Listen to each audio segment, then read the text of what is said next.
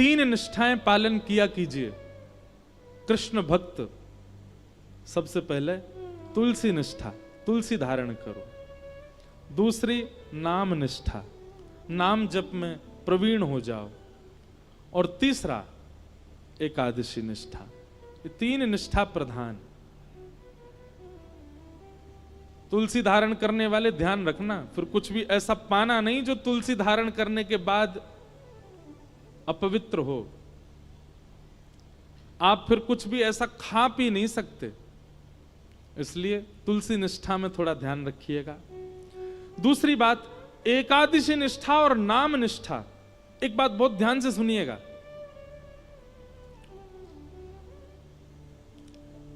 व्रत में भार का अनुभव जैसे ही होता है ना, व्रत टूट जाता है।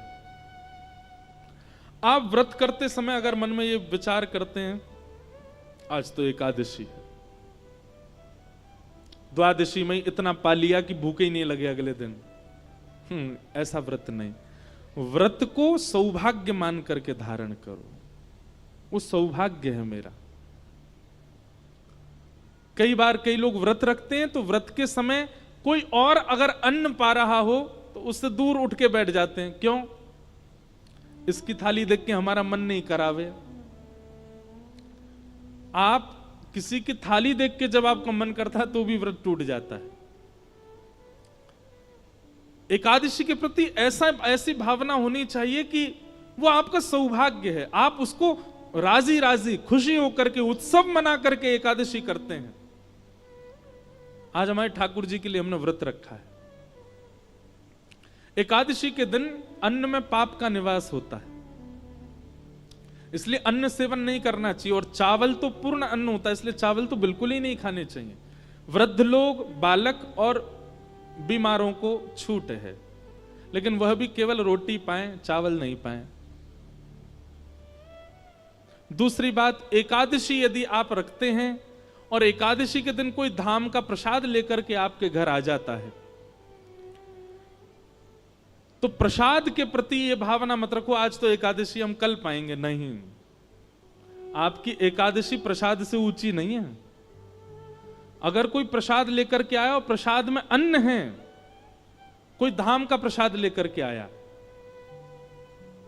आसपास के मंदिर का भी अगर आया है तो उसको भी प्रणाम कर लो, पर धाम का यदि प्रसाद आया है तो धाम के प्रसाद के साक्षात गोविंद आए हैं आपके घर, उनको आपको तुरंत स्वीकार करना चाहिए। अब लोग इसमें कहते हैं उसमें भी तो अन्न है।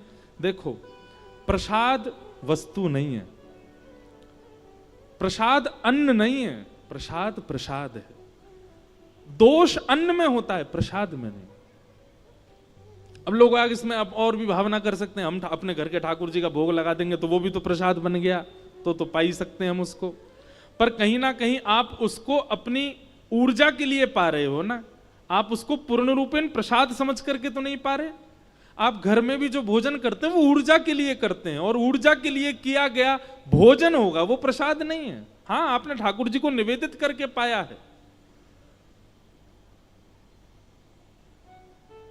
घर के ठाकुर जी को प्रसाद यदि, वैसे तो एकादशी पर भी ठाकुर जी को तो अच्छे पकवान ही पवाने चाहिए, पर उसका भी आप तिनका ले सकते हो।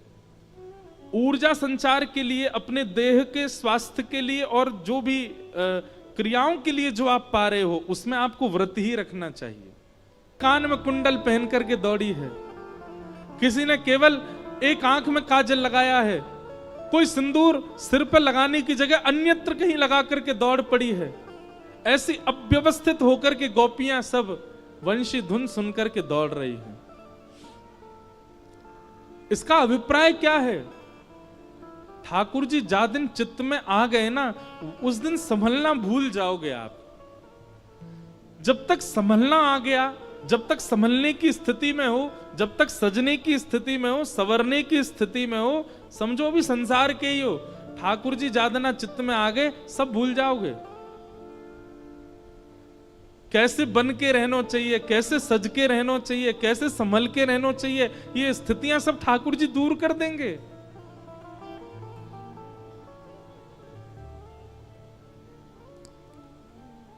वो पद जिस पर आप इतने आनंदित हो रहे हैं, वो पद की गहराई सुनिए ना। बाला मैं बैरागण होंगी, क्यों? जिन भेषा मारो सांवरो रीजे, मैं सो ही भेष धरूंगी, बाला मैं बैरागण होंगी। ठाकुर जी जीवन में आते हैं तो आप अपने तन को प्रायोरिटी नहीं देते कि मुझे ऐसे पहन करके रहना है। सेवा भाव जिसके चित्त में आ जाता है वो सजना सवरना भूल जाता है, वो केवल सेवा के लिए रहता है। फिर सेवा भाव जिसके चित्त में आ जाता है, प्रेम लक्षणा भक्ति जिसके चित्त में आ जाती है, उसकी जीव फिर ये नहीं चाहेगी मैं ये खाऊं, ऐसा खाऊं, वैसा खाऊं, जो मिले बस जीवित रहने के लिए पालूं। एक प्रकार से वो अव्यवस्था में व्यवस्थित रहना सीख जाता है जिसके चित्त में ठाकुर जी आ जाते हैं। वो एक आसन पर बैठ करके पूरी कथा सुन सकता है। वो बिना पंखा, बिना एसी, बिना किसी व्यवस्था के भी एक स्थान पर अधिक समय तक विराज सकता है। ये अव्यवस्था में भी व्यवस्थित होना सिखा देते हैं ठाकुर जी।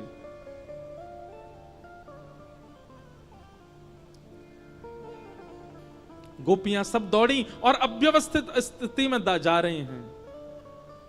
ठाकुर जी जैसे ही नेत्र खोल करके देखते हैं तो सब गोपियां सामने खड़ी हैं। भगवान ने सब गोपियों के आने का कारण पूछा। तत्पश्चात भगवान ने 10 श्लोकों में बार बार गोपियों से कहा अपने घर वापस चली जाओ, पर गोपियां नहीं गईं। भगवान जब शांत हो गए तब गोपियों ने प्रत्युत्तर दिया कि नाथ, आप ही तो कहते हो सब छोड़ करके मेरी शरण में आ जाओ, और हम जब सब छोड़ करके आ गए तो हमसे कह रहे हो वापस चली जाओ।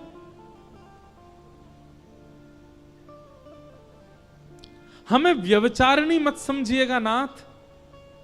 हमारा प्रेम ऐसा नहीं है कि हम आपको बाध्य करें कि हमसे मिलो, हमसे बात करो, हमें दिखो या हमें देखो। हमारा प्रेम ऐसा नहीं है। तत्सुखे सुखित्वम। एक बार हमें यह आश्वासन कर दो कि हमारा प्रेम स्वीकार कर लिया, उसके बाद भले ही हमें जीवन भर के लिए छोड़ के चले जाओ, हम जीवन में कभी आपके सामने नहीं आएंगे। हमारा प्रेम तो विश्वास पर टिकता है, मिलन पर नहीं, दर्शन पर नहीं। लेकिन हमारा प्रेम आपने स्वीकार कर लिया, यह वचन दे जाओ हमको बस, उसके बाद फिर मुड़ के कभी हमारी ओर मत देखना, हम जीवित रहेंगे फिर भी। गोपियों का प्रेम सामान्य नहीं है बंधु।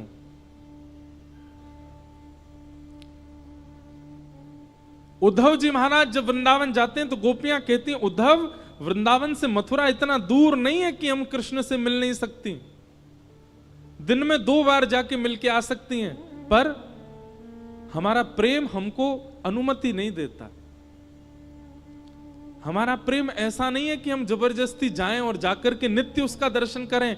बिना दर्शन के भी कृष्ण मन कृष्ण धन, कृष्ण ही हमारो मन, रोम रोम में कृष्ण विराजमान है उद्धव। हमारा प्रेम ऐसा नहीं कि हम उनसे मिलें या उनको यहां खींच के लाएं या बार बार अपने एहसान बताएं, हमने उनके लिए ऐसा किया और तुम हमें छोड़ के चले गए। हमारा प्रेम ऐसा नहीं है उद्धव। हमारा प्रेम तो विश्वास पर टिका है। जीवन भर कृष्ण लौट करके नहीं आए तो भी हम उनसे ही रहेंगे, उनसे प्रेम करेंगे, उन्हीं की रहेंगी। नारद भक्ति सूत्र में नारद जी कहते हैं प्रेम कैसा, बोले ब्रज की गोपियों जैसा, यथा ब्रज गोपिका नाम।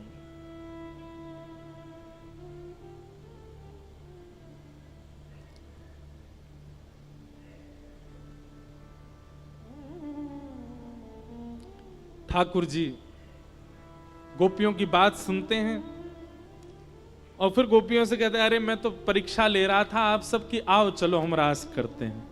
और ठाकुर जी गोपियों के संग रास करने लगे। एक एक गोपी के पास जाकर के ठाकुर जी उसकी सुध लेने लगे, किसी के रूप का वर्णन करने लगे, किसी के चरण पकड़ने लगे, किसी के वस्त्र में ठाकुर जी स्वयं बैठने लगे, किसी को अपने हाथ से पवाने लगे। और इन सब क्रियाओं की वजह से गोपियों को मान हो गया कि हम अत्यंत सुंदरी हैं, इसलिए हमारे सौंदर्य पर ठाकुर जी मोहित हो गए।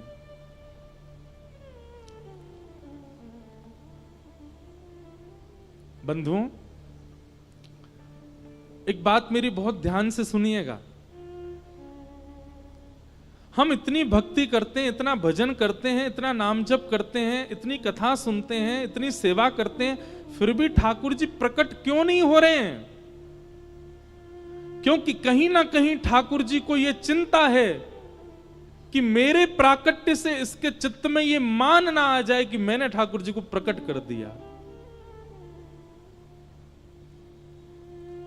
ठाकुर जी को हमारी चिंता है कि कहीं इसको अभिमान ना हो जाए। अरे हम 2-4 कथा क्या सुन लेते हैं, 2-4 कथा सुना क्या देते हैं, तिलक लगा करके कुछ दिन रह क्या लेते हैं, हमको इसी से मान हो जाता है। ठाकुर जी प्रकट हो गए, हमारे हाथ से पाने लगे, हमसे श्रृंगार कराने लगे, हम तो ढिंडोरा पीट देंगे पूरी दुनिया में। मान करेंगे कि हमारी भक्ति की सामर्थ्य देखो, ठाकुर जी प्रकट कर दिए।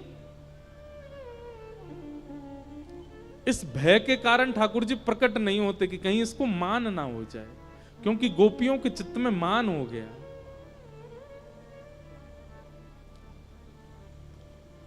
और जैसे ही मान हुआ, ठाकुर जी सर्वांगीण गोपियों के मध्य से अंतर ध्यान हो गए। और ठाकुर जी के अंतर ध्यान होते ही गोपियां विचलित हो गई। हे श्याम सुंदर मधुसूदन माधव, गोपीनाथ गोवर्धन, कहां हो आप? अर्धरात्रि का समय विहंगम जंगल गोपियों को छोड़ करके ठाकुर जी चले गए। अबला नारियों की तरह सब गोपियां ढूंढ रही हैं कि श्याम सुंदर कहां है। प्यासे को एक घूंट पिला करके पानी दूर कर दिया जाए तो वो प्यासा तड़प करके मर जाएगा, वैसी स्थिति गोपियों की हो गई। तभी गोपियां यमुना तट पर गईं, किशोरी जी का दर्शन किया, चरणों में गिर गईं, बोले हे श्याम सुंदरा, हे किशोरी जी, कहां चले गए श्याम सुंदर? आप कृपा करो ना, ये श्याम सुंदर हमें बहुत हम कब से प्रतीक्षा कर रही हैं। सतयुग निकाल दिया, त्रेता निकाल दिया, संपूर्ण द्वापर भी निकलने को आया है, जैसे तैसे गोपी बनकर के आई हैं। आज इतने वर्षों, इतने युगों बाद मिले हैं और फिर अंतर ध्यान हो गए, छोड़ के चले गए। हम कब तक उनका प्रतीक्षा करें, कब तक तड़पती रहें? हे स्वामिनी जी, आप कृपा करो। हे सुन राधिका दुलारी। बंधु,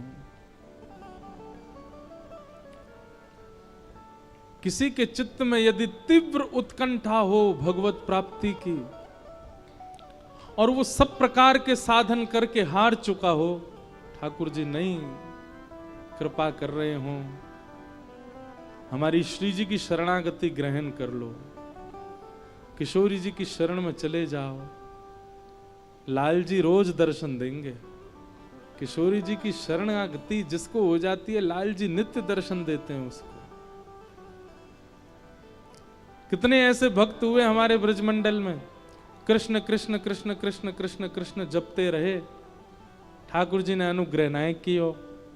लेकिन जैसे ही करुणामयी हमारी श्री राधा रानी को भजनों प्रारंभ कियो, सो ही ठाकुर जी प्रकट है गए और ठाकुर जी वाकु दर्शन देने लगे, अनुभव कराने लगे।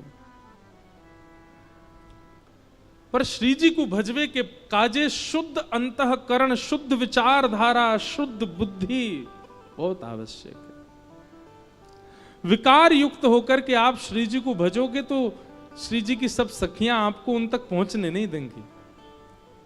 इसलिए बिल्कुल निर्विकार शुद्ध अंतःकरण कर लो, सहज भाव चित्त में धारण कर लो, श्री जी को भजो, दोनों युगल मिलेंगे, कृपा करेंगे।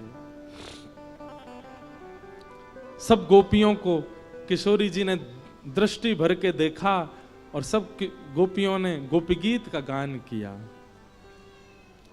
जयति तेधिकम जन्मना व्रजः श्रयतनुदिरा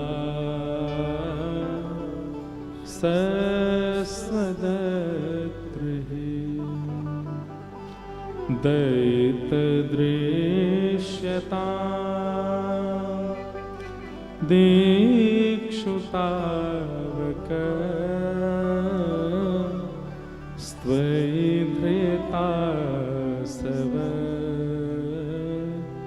स्वाम विचिन्वते शरदुदाशये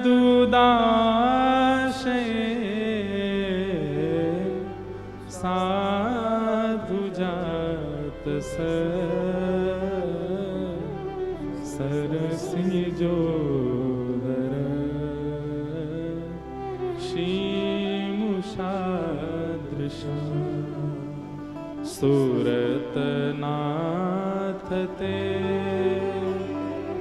अशुल्कदास का वरदने घ्नतो नेह किं वद। गोपियों ने गोपी गीत गाया और गोपी गीत के पूर्ण होते ही गोपियां रुदन करने लगी और तभी भगवान श्री कृष्ण उन सब के मध्य प्रकट हो गए। बोलो रास रासेश्वर भगवान की। जो गाएगा वही पाएगा, लिख लीजिए। जिसको पाना है उसको गाना तो पड़ेगा।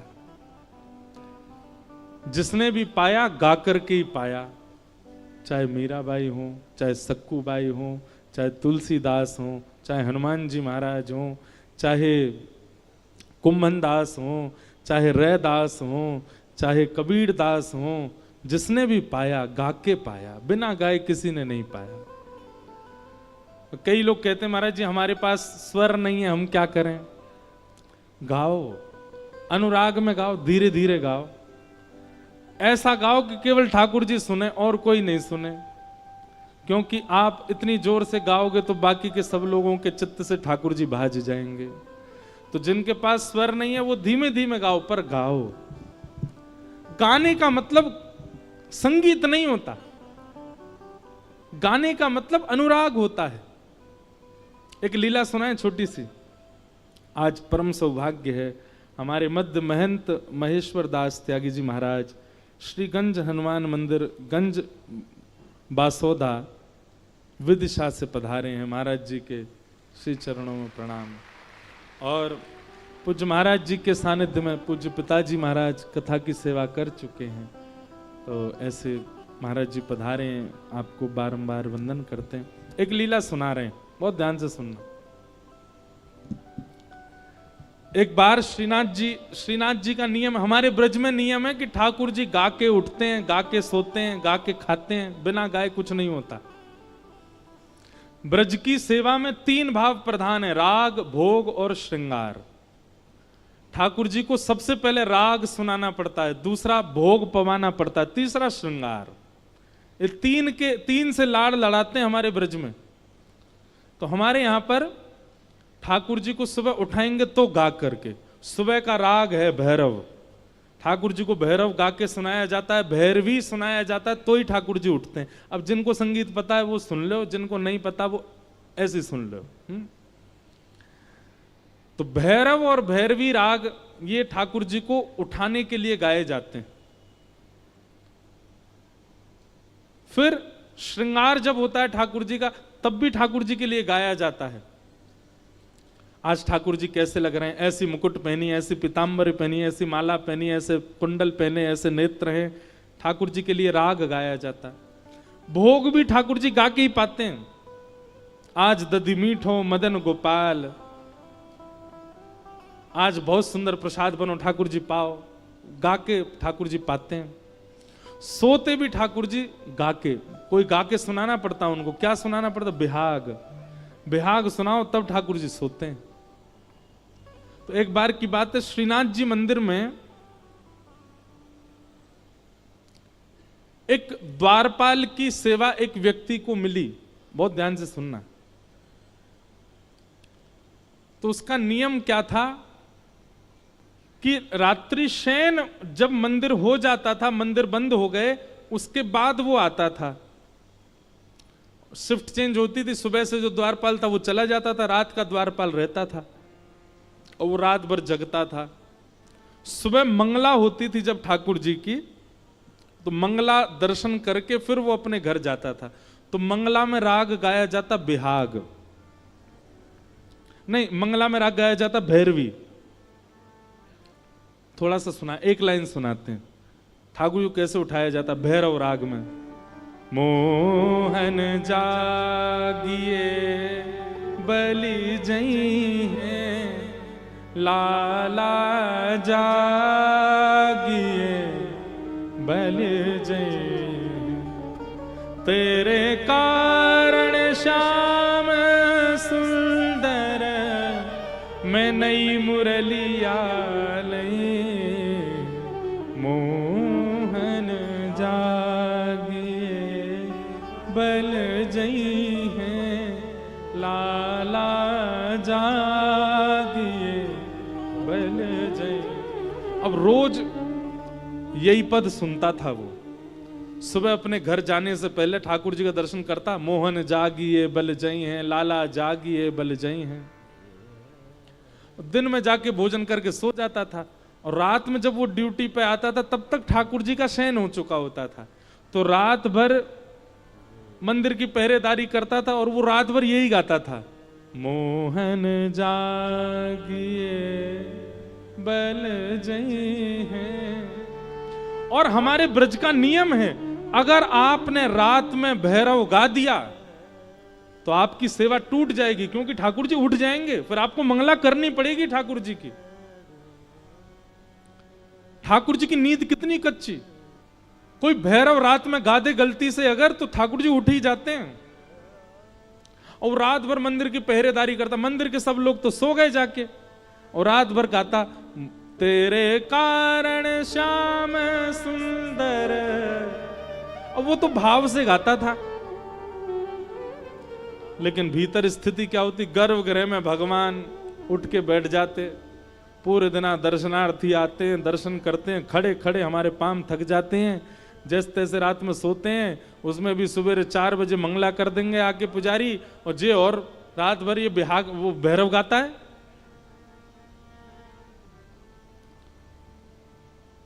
ठाकुर जी खूब कोशिश करें, कान बंद करें, इधर उधर सिर करें, लेकिन ठाकुर जी का स्वरूप ऐसा बन चुका है कि भैरव कोई छेड़ दे तो उठ जाते हैं।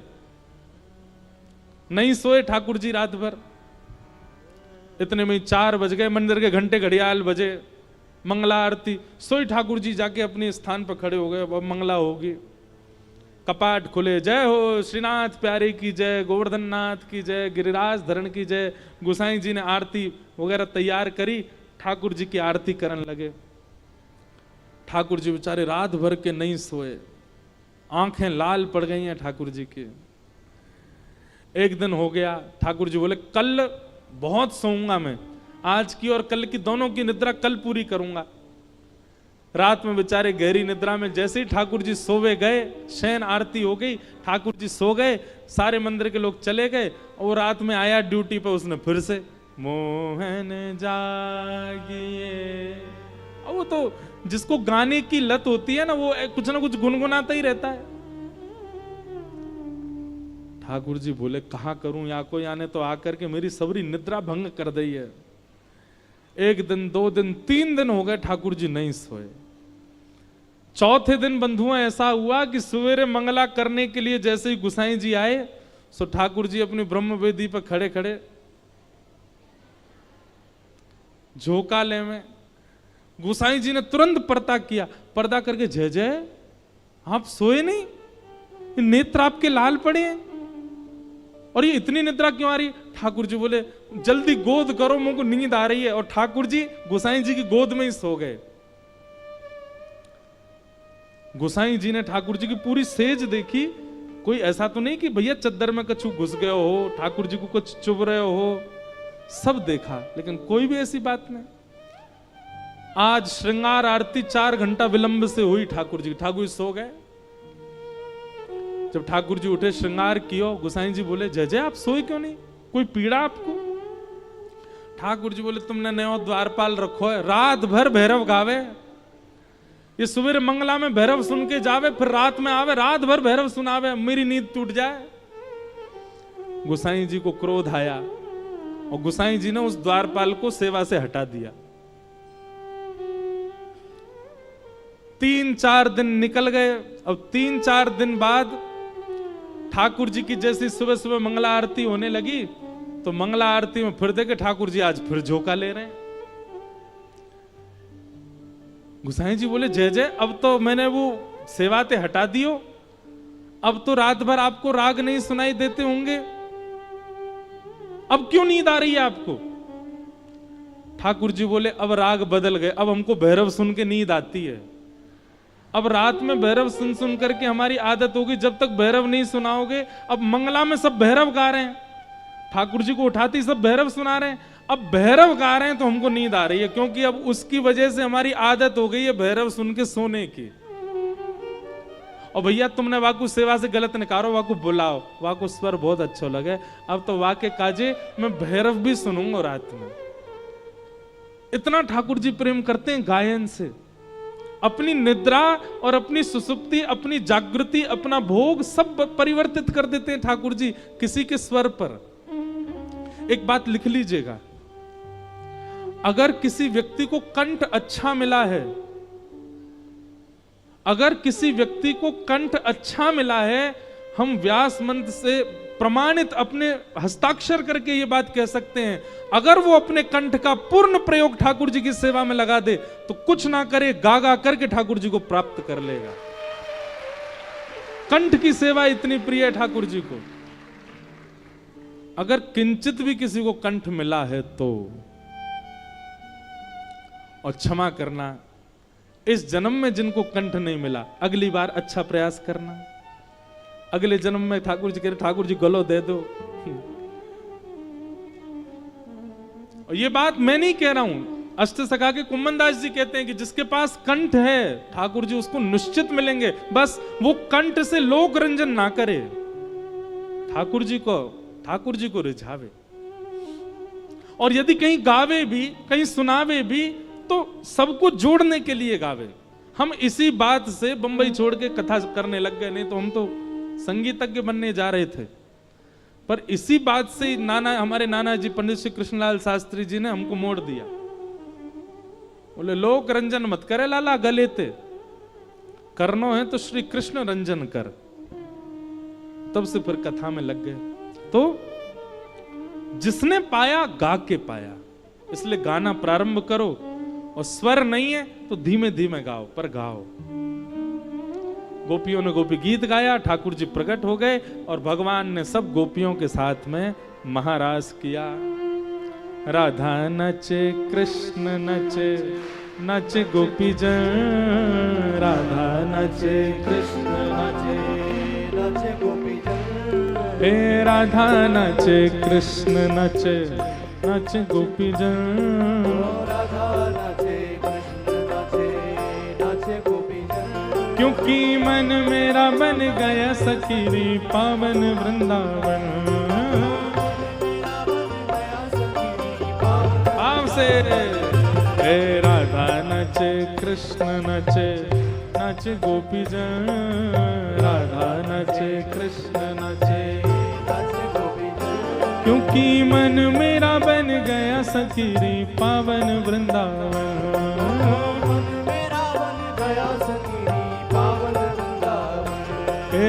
रास रचो है, रास रचो है, आज यमुना किनारे महारास रचो है, रास रचो है, रास रचो है, आज यमुना किनारे महारास रचो है, रास रचो है, रास रचो है, आज यमुना किनारे महारास रचो है, रास रचो है, रास रचो है, यमुना किनारे महारास रचो है। हे चंद्र किरण सा श्याम सलोना, दो आंखें कजरारी,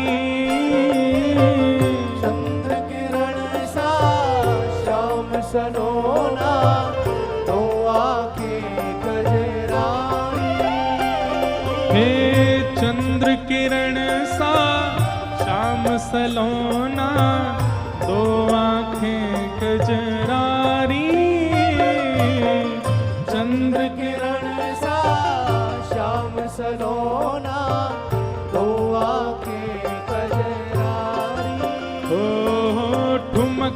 ठुमक नाचे गोपियन के संग जग का पालन हारी। ठुमक ठुमक नाचे गोपियन के संग जग का पालनहारी। रास बिहारी संग राधा सुकुमारी। रास बिहारी संग राधा सुकुमारी। रास बिहारी संग राधा सुकुमारी। रास बिहारी संग राधा सुकुमारी। ओ ब्रज में विराज रे श्याम संग राधा नाचे रे। श्याम संग राधा नाचे। ओ श्याम संग राधा नाचे रे। ओ श्याम संग राधा नाचे। भाव से हे राधा नचे कृष्ण नचे नच गोपी जन। राधा नाचे कृष्ण नाचे नाच गोपी जन।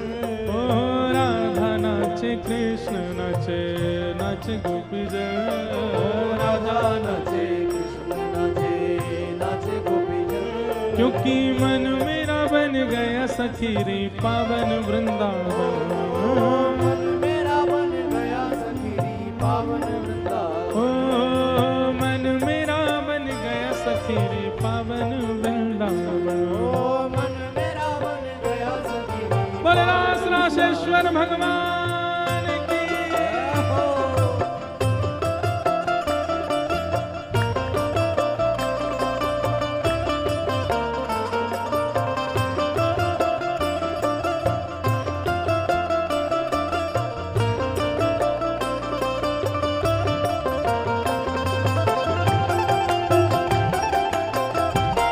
श्री राधा रमण लाल की।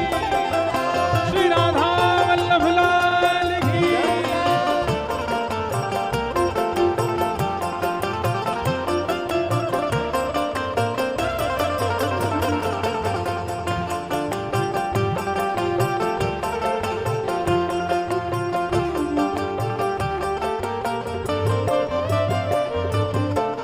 वंशी वट पे यमुना तट पे कान्हा रास रचावे।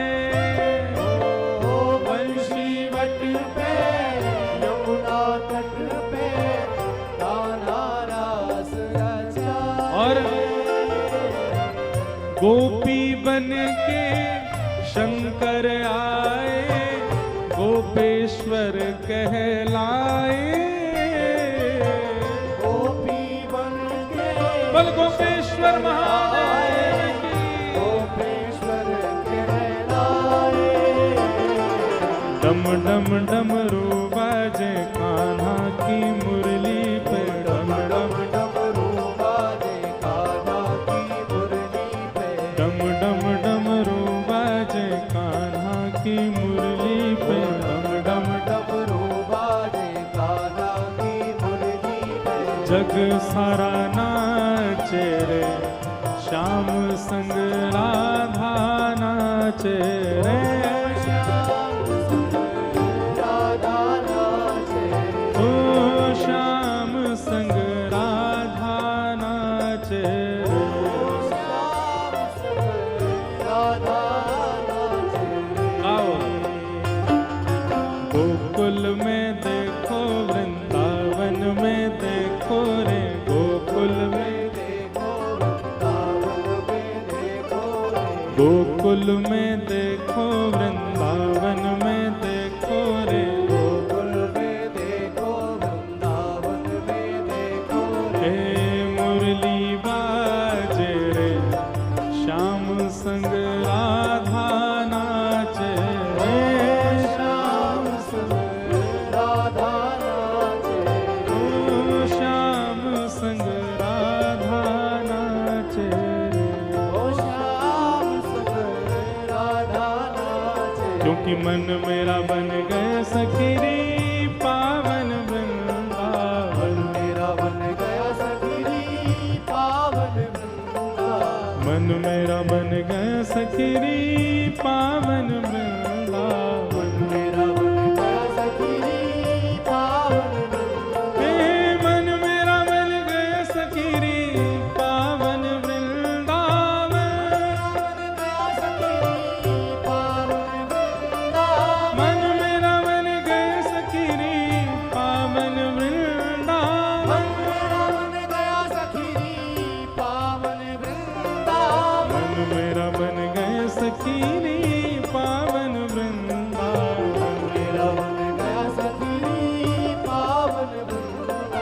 मन मेरा बन गया सखीरी पावन वृंदावन। मेरा बन गया सखीरी पावन ओ मन मेरा बन गया सखीरी पावन वृंदावन। मेरा बन गया सखीरी पावन वृंदावन।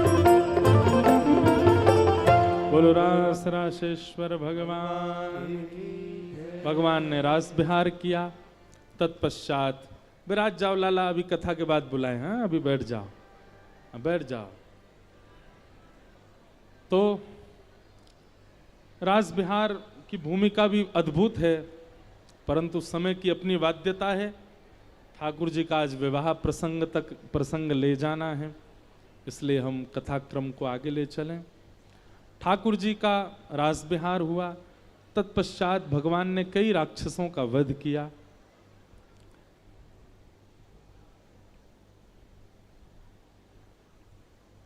एक दिन की बड़ी मधुर घटना।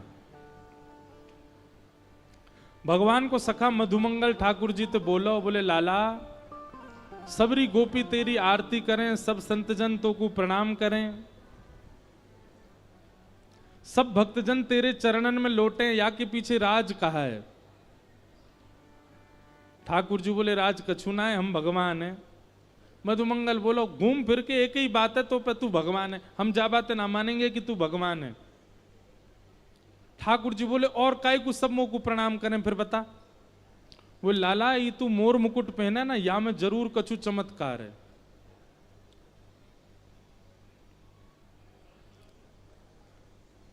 ये मोर मुकुट पहने या में जरूर कछु चमत्कार है। और ये तू कारी कमरी डार के डोले ना, जरूर या में कछु टोना है, यही के मारे सब तोते आकर्षित है जाएं। ठाकुर जी बोले ऐसी कोई बात ना है भैया, इस सबरे मुंह में भगवान देखें या हमारे मुंह प्रणाम कर। मधुमंगल बोलो नहीं, तेरे मोर पिछ में, कारी कमली में, पीतांबरी में, यही में ही कछु टोना है। और मधुमंगल ने मन में विचार करी, काउ दिना में लाला के वस्त्रन को हरण करके मैं पहनूंगा, सब मोह पूजेंगे। एक दिना ठाकुर जी जमुना स्नान करवे गए। ठाकुर जी ने पीतांबरी उतार दी, मोर पिछ नीचे धर दियो, कारी कमली धर दी। मधुमंगल ते कही लाला तू भी नहा ले। मधुमंगल बोलो मेरो मन ना है, मुंह को सर्दी है गई, लाला तू ही नहा ले। और ठाकुर जी तो यमुना जी में प्रवेश कर गए। मधुमंगल ने ठाकुर जी की पीतांबरी पहन ली, कारी कमली पहन ली, और अपने केस ऐसे जूड़ा बना के वहां पर मोर पिछ लगा लियो। और ठाकुर जी जैसो पत्रावली बना के बंशी लेके मधुमंगल डोलन लगो। बोले अब मैं भी जाऊंगा संतन के पास, गोपिन के पास, सब मेरो सम्मान करेंगे। इतने में ही कंस ने एक राक्षस भेजा था, उसका नाम था केसी। तो केसी राक्षस जब ब्रज आ रहा था तो उसने कंस से पूछा कि आपके शत्रु का हुलिया कैसा है। तो कंस ने कहा वो मोर पंख पहनता है, काली कमली डालता, पीतांबरी पहनता, बंशी बजाता, टेढ़ी मेढ़ी चाल चलता है। केसी बोला ठीक है। अब केसी राक्षस जैसी आया, ढूंढ रहा था, ठाकुर जी को मिल गया मधुमंगल। अब मधुमंगल को देख करके केसी ने उस पर आक्रमण किया। मधुमंगल ने देखी राक्षस भाग रहा है पीछे। मधुमंगल बोलो लाला पहन के जावे तो सब को प्रणाम करें, मैं पहन के निकलो तो राक्षस आगो। लाला बचाइयो, काना बचाइयो, अरे देख जे राक्षस मुंह को मार रहे हो, लाला मेरी रक्षा कर। ठाकुर जी यमुना जी में तैर रहे थे। ठाकुर जी ने कही मधुमंगल कहां से चिल्ला रहे हो? तभी देखी ओ पीतांबरी पहन के, कारी कमरी डार के, मोर पिछ लगाए डोल रहे, और तभी देखी पीछे राक्षस घूम रहा है। ठाकुर जी यमुना जी से बोले ना ना लाला मधुमंगल, अब तू अपनी रक्षा स्वयं कर ले। तोते मना करी ना कि यार रूप में कछु नहीं है भैया, मैं जय जय हूं, माने ना है मेरी बात है। मधुमंगल दौड़ता करो, मान ली भैया तू ही जय जय, तेरे पाम पूज रहा हूं, तू ही भगवान है, तेरी रोज आरती करूंगा, लाला मोह जाते बच्चा। ठाकुर जी निकल करके बाहर आए और जैसे ही केसी सामने आए, एक मुष्टिक प्रहार किया, एक मुष्टिक प्रहार में ही केसी का वध हो गया। मधुमंगल आयो, ठाकुर जी के सामने आके खड़ा है गो। ठाकुर जी उसको देख रहे हैं ऊपर से नीचे तक। बंसी बजा के दिखाइयो ने, ना लाला मुंह पे ना बजेगी, तू ही धर अपनी बंसी, तू ही धर अपनो मोर पंख, मोह ना बननो आज के बाद, जय जय तू ही है मेरो जय जय। ऐसे ठाकुर जी ने केसी राक्षस का वध किया। कंस ने अनेक राक्षसों को भेजा, भगवान ने सबका वध किया। नारद जी ने जाकर के कंस को चेताया। कंस ने धनुर्यज्ञ का कार्यक्रम किया और धनुर्यज्ञ में भगवान श्री कृष्ण को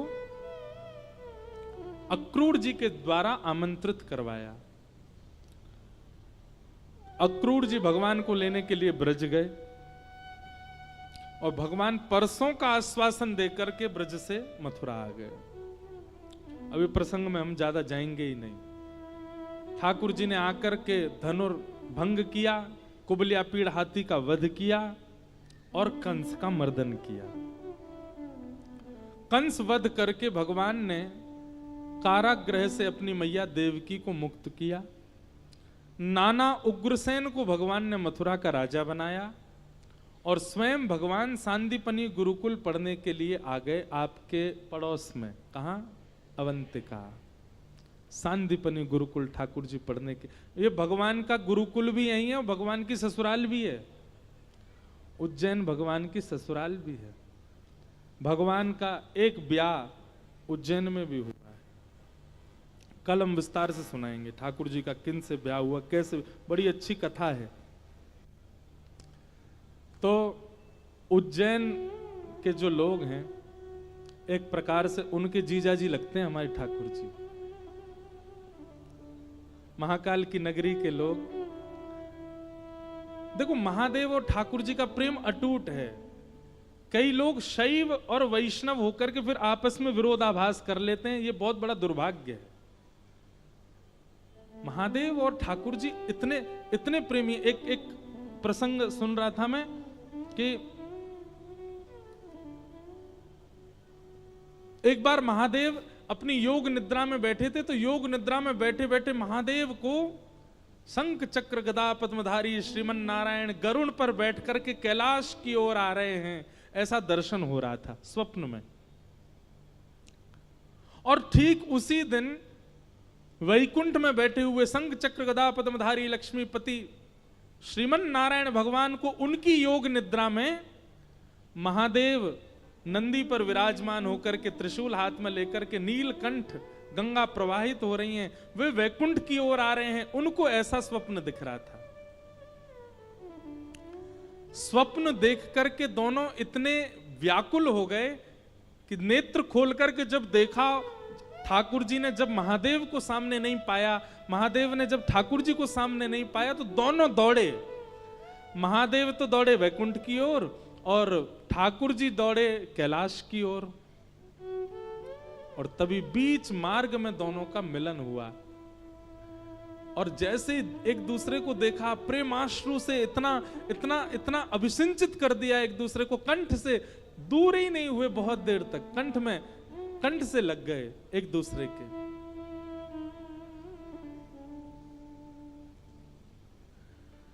और दोनों के मन में भाव आया कि इतने इतने दिनों बाद मिले हैं, आज कुछ क्रीड़ा करें। और तभी मानसरोवर, कैलाश मानसरोवर, उस मानसरोवर में नारायण भगवान और महादेव दोनों प्रविष्ट हो गए और दोनों जल क्रीड़ा करने लगे आपस में, एक दूसरे के संग किलोल कर रहे हैं। क्या, मेरे को तो छवि देख करके ही रोंगटे खड़े हो रहे, कितना आनंद कर रहे होंगे। दोनों खेल रहे हैं आपस में, एक दूसरे के साथ जल क्रीड़ा कर रहे हैं, किलोल कर रहे हैं। बीच बीच में हंस आ जाते हैं समीप, तो हंस पर बैठकर के जल विहार करने चले जाते हैं दोनों। कैसा मैत्री प्रेम है महादेव और श्रीमन नारायण में। कहते हैं जल क्रीड़ा करते करते करते करते करते घंटे नहीं, महीने नहीं, वर्ष नहीं, युग बीतने लगे। यहां पर देवता आकर के प्रणाम करते हुए कह रहे हैं, बोले संहार के देवता और पालन के देवता, ये दोनों यहां जल क्रीड़ा कर रहे हैं, संसार कैसे चलेगा। यहां पर वेद स्तुति गा रहे हैं। जिन वेदों की स्तुति सुनकर के योग निद्रा से उठ जाते हैं ठाकुर जी, आज उन वेदों की स्तुति भी फीकी पड़ रही है, लेकिन एक दूसरे को छोड़ नहीं रहे हैं। महादेव और ठाकुर जी दोनों एक साथ किलोल कर रहे हैं। ब्रह्मा आदि देवताओं की लच्छेदार वाणियों से खूब स्तुति गाई जा रही है। खूब ठाकुर जी को कहा जा रहा है कि अब क्रीड़ा विश्राम करो ठाकुर जी, आपको पूरे देवता सब आपके अधीन हैं। पर एक दूसरे को छोड़ना नहीं चाह रहे दोनों।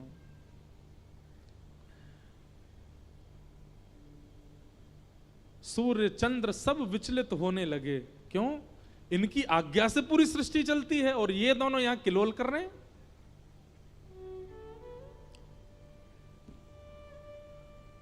तभी ब्रह्मा जी ने कहा, भैया कैसे इनके इस क्रीड़ा को भंग किया जाए। अच्छा, एक बात और, क्रीड़ा इतने तन्मयता में दोनों कर रहे हैं मानसरोवर में कि क्रीड़ा को विश्राम कराने के लिए जो आ रहा है वो भी भयभीत है कि कहीं मेरी वजह से क्रीड़ा टूट गई और इन दोनों ने कोप भर के मुझे देख लिया तो मेरे तो प्राण निकल जाएंगे। तो इसलिए भय के कारण भी कोई ज्यादा हस्तक्षेप नहीं डाल रहा है। लेकिन यहां युग व्यतिक्रम बिगड़ने लगा, सृष्टि बिगड़ने लगी। क्या करें, दोनों की क्रीड़ा कैसे विश्राम हो। तब सप्त चिरंजीवी आए और उन सप्त चिरंजीवियों में श्री हनुमंत लाल जी सामने आए और सब देवताओं से कहा कि सब लोग बैठ जाओ और बैठ करके मेरे साथ कीर्तन करो। और राम नाम की ध्वनि कहना प्रारंभ किया, राम नाम की ध्वनि गाना प्रारंभ किया, क्योंकि राम महादेव को अति प्रिय हैं। और राम का मतलब प्रभु श्री राम तो है ही, परंतु राम का अर्थ होता है रमन्ति योगिनोस्मिन् इति रामः। जो योगियों के हृदय में रमण करता है उसको राम कहते हैं। तो महादेव तो राम सुनकर के राम का चिंतन करते हैं, पर स्वयं राम सुनकर के योगियों का चिंतन करते हैं, अपने वैष्णवों का चिंतन करते हैं, भक्तों का चिंतन करते हैं, सबरी का चिंतन करते हैं, जटायु का चिंतन करते हैं, हनुमान का चिंतन करते हैं। और जैसे ही हनुमान जी महाराज ने राम राम राम का अद्भुत नाद कीर्तन प्रारंभ किया, मृदंग इंद्र बजा रहे हैं, ब्रह्मा जी कांसा बजा रहे हैं, सरस्वती वीणा बजा रही हैं और श्री हनुमंत लाल जी राम नाम की ध्वनि करने लगे। ध्वनि करते करते करते करते स्थिति हुई, 33 कोटि देवता ऊर्ध्वबाहु होकर के नृत्य करने लगे। चारों तरफ के पर्वत श्रृंखला हिमालय भी नृत्य करने लगी, आकाश नृत्य करने लगा, पाताल नृत्य करने लगा। जब सब राममय हो गए तब महादेव के कानों में जब वह राम ध्वनि गई, एक क्षण के लिए महादेव के नेत्र बंद हो गए और प्रभु श्री राम की वह मोहिनी मूरत, वह सांवरी सूरत, वह अत्यंत कोमल रूप उनको चिंतन में आने लगा और क्रीड़ा करते करते महादेव शांत हो गए।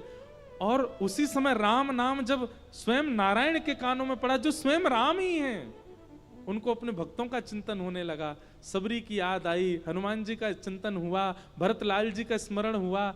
ये सारे स्मृति होते होते दोनों की क्रीड़ा जैसे ही विश्राम हुई, विश्राम होते ही सब देवताओं ने हनुमान जी को प्रणाम किया, बोले जय हो हनुमंत लाल जी, कृपा आपकी, जो आपकी वजह से ये क्रीड़ा विश्राम हुई, नहीं तो ये क्रीड़ा करते रहते और पूरी पृथ्वी डामाडोल होकर के रसातल में चली जाती। ऐसा प्रेम करते हैं श्रीमन नारायण और महादेव एक दूसरे से, हरि और हर। इसलिए मैं तो कहता हूं कि कभी महादेव के दर्शन करने जाओ, सब जय जयकार करते हैं, नमः पार्वती पतये हर हर महादेव। लेकिन जैसे ही सबके जय जयकार पूरे हो जाएं, फिर भुजा उठा करके कहना बोल राधा वल्लभ लाल की। हमारे ठाकुर जी को नाम जाकर के महादेव को सुना देना, महादेव प्रसन्न हो जाएंगे, महादेव हृदय से लगा लेंगे, आनंदित हो जाएंगे। महादेव तो सुख मिलता है ठाकुर जी के नाम में। तो ऐसी महाकाल की भूमि, उसको प्रणाम करते हैं। ठाकुर जी के दो दो संबंध हैं महाकाल के लोग, उज्जैन के लोगों से। गुरु शिष्य का भाव भी है। एक प्रकार से उज्जैन के सब लोग भगवान के गुरुपुत्र गुरुपुत्री हैं, तो एक प्रकार से बहन भाई का संबंध भी है, और एक नाते से उज्जैन अवंतिका के सब लोग ठाकुर जी के साली साले भी हैं, ठाकुर जी सबके जीजा जी हैं। तो ये अद्भुत भाव। भगवान पढ़ने के लिए सांदीपनी गुरुकुल आए, लौट करके मथुरा आए, जरासंध ने चढ़ाई की, भगवान रण छोड़ करके द्वारिका चले गए। बोलो द्वारिकाधीश की। बलराम जी का विवाह रेवती के साथ में हुआ, और कौंडनपुर के राजा भीष्मक की पुत्री रुक्मणी जी के साथ में भगवान श्री कृष्ण का विवाह सुसंपन्न हुआ। बोलो रुक्मणी रमण भगवान की। अब ये विवाह का जो प्रसंग है विस्तार से हम कल सुनाएंगे। बड़े प्रेम और भाव से सब लोग मेरे साथ गाओ। श्यामा हृदय कमल सो प्रगट्यो, श्यामा हृदय कमल सो प्रगट्यो, श्यामा हृदय कमल सो प्रगट्यो, श्यामा हृदय कमल सो प्रगट्यो, और श्याम हृदय कुमार वृंदावन प्यारो वृंदावन, ओ वृंदावन प्यारो वृंदावन, हे श्री वृंदावन मेरो वृंदावन, ओ वृंदावन मेरो वृंदावन, सब सुख सागर रूप उजागर रहे वृंदावन धाम, सब सुख सागर रूप। वाह,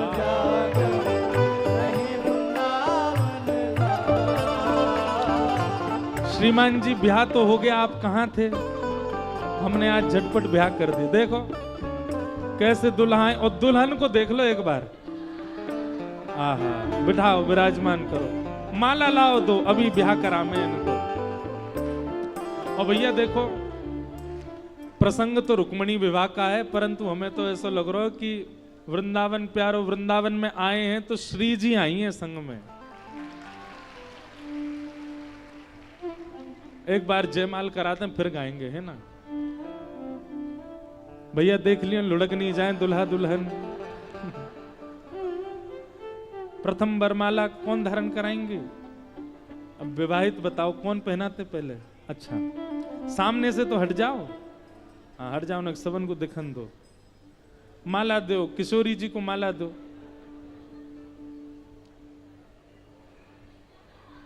वाह, किशोरी जी दुल्हन से बड़ी तो माला है। पहना दो ठाकुर जी को।